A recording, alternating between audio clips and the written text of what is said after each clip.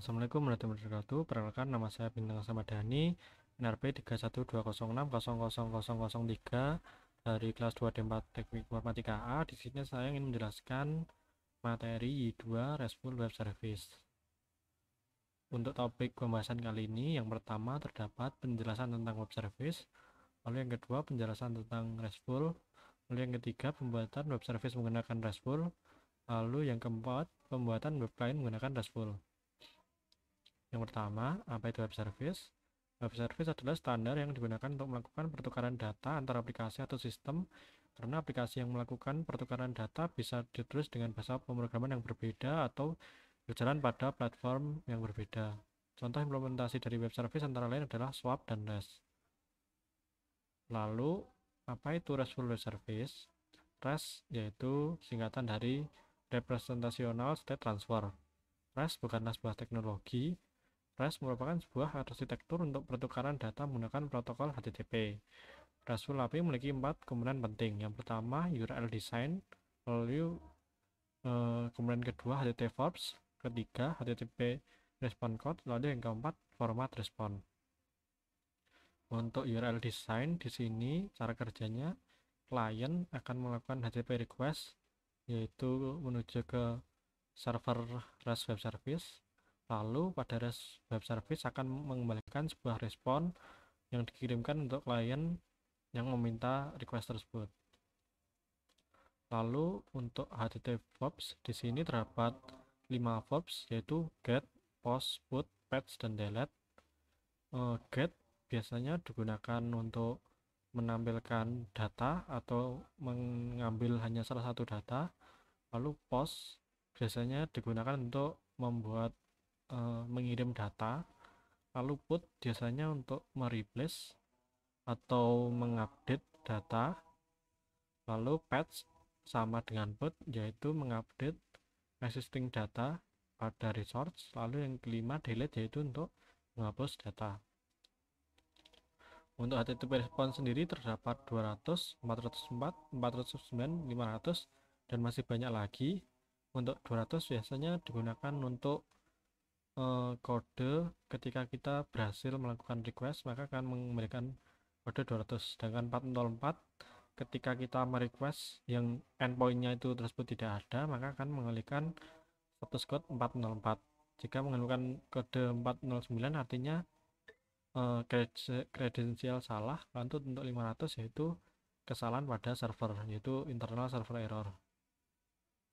Format respon. Komponen dari format respon adalah status respon code mengindikasikan satu server terhadap resource yang di request.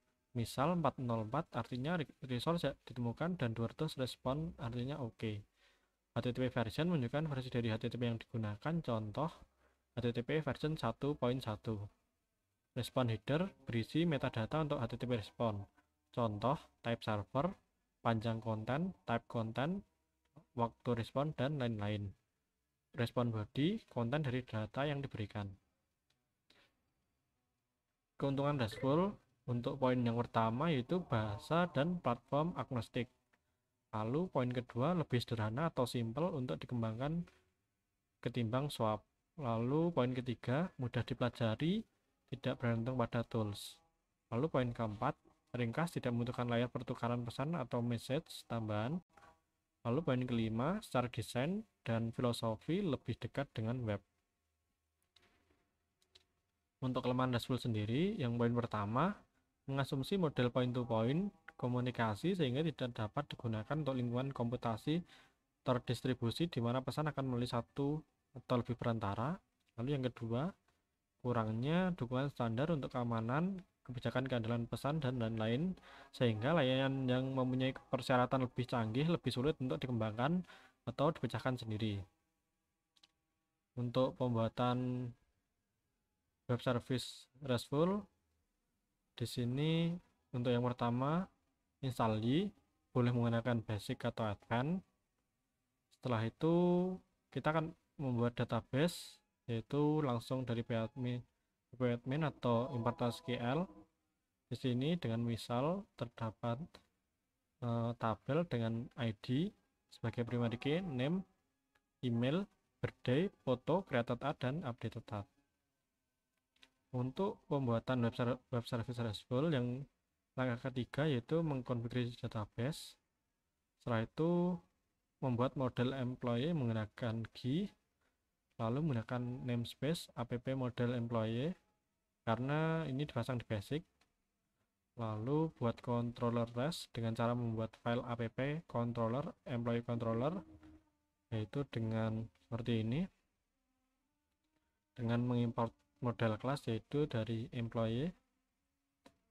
Lalu untuk web service, konfigurasi komponen request dan URL manager pada appconfig web.php. Pada request lalu kita masukkan parser, lalu jangan lupa menggunakan aplikasi JSON di web JSON parser. Lalu di URL manager kita masukkan rules, yaitu kelasnya yaitu URL rule. Lalu kita ambil controller mana yang akan dijadikan REST. Untuk pembuatan web service RESTful dengan minimal effort, kamu sudah selesai membuat RESTful API cara akses. Di sini cara mengaksesnya, yang pertama untuk head ini /employee digunakan untuk menampilkan informasi tentang employee semua. Lalu untuk post di sini untuk membuat get data employee, lalu get employee 123 ini untuk mengembalikan detail employee dengan ID 123. Lalu dengan head employee 123 untuk menampilkan overview informasi dari employee 123. Lalu di sini path dan put employee 123 digunakan untuk mengupdate data employee 123. Lalu di sini delete employee 123 digunakan untuk mendelete employee dengan ID 123. Lalu option di sini employee itu menampilkan verb yang support pada employee tersebut. Di sini terdapat option employee 123 untuk menampilkan support verb regret untuk endpoint employee 123. Jadi ketika employee 123 ini endpointnya yang bisa digunakan apa saja. Di sini untuk contoh-contoh menggunakan pembuatan web client, yaitu menggunakan web basic, lalu mengonfigurasi database. Setelah itu membuat model dengan menggunakan GUI sama seperti tadi, lalu mengenerate CRUD-nya. Kalau sudah diakses, CRUD berhasil melalui URL seperti ini. Untuk web client, yang pertama memodifikasi app controller employee controller, yaitu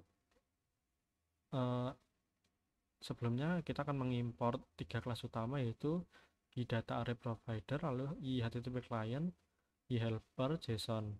Kemudian pada action index silahkan dimodifikasi seperti berikut. Jadi pada action index pada employee controller kita merubah action index, yaitu yang pertama kita membuat variabel client, lalu setelah itu membuat inisiasi objek baru dengan new client, lalu kita masukkan base URL. Di sini tujuannya yaitu mengarah ke server RESTful-nya. Lalu dengan membuat variabel respon diambil dari client, lalu create request, yaitu set URL yaitu menuju ke employee. Lalu dengan headernya kita masukkan content type application JSON, karena RESTful itu mengembalikan respon yaitu berupa JSON. Lalu send. Lalu untuk data di sini karena data JSON itu masih berupa objek, jadi sini didecode agar berubah menjadi array of object.